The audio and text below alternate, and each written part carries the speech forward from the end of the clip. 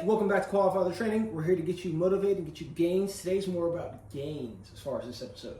We're talking about the weighted Starfish Plank. Now, the weighted Starfish Plank, knees bent, is going to focus on hip abduction. Hip abduction is when you essentially are taking either one leg or both legs and sending them away from you or away from like your center line. Abduction, take away, hence abduction.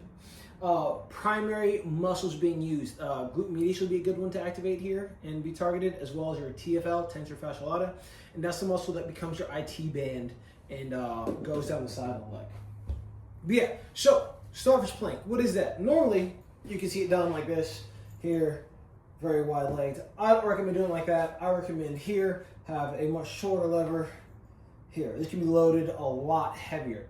Once again, I hang out with Hyperwear, and they've given me a sand belt. So I will use said sand belt, put it on top of my hip, easier to balance, very comfortable while I do said Starfish Planks. I immediately feel my glute kick in while I do this. Boom.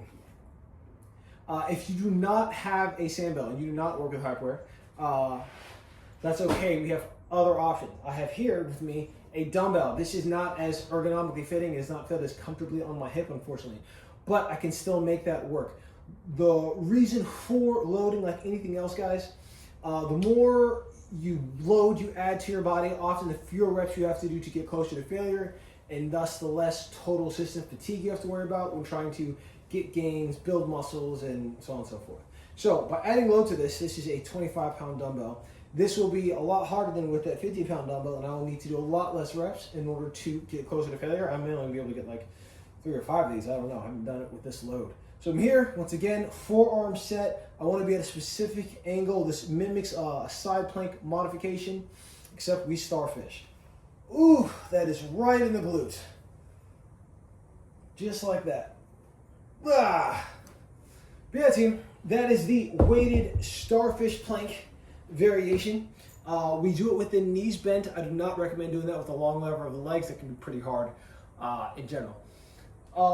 Once again, this is going to target your glute and TFL, hip abductors. If you find that you're weak there, if you're trying to figure out how to grow and or target your glute med, but you don't want to spend a lot of time doing a lot of lunges or hinge variation, this is something to add into your routine.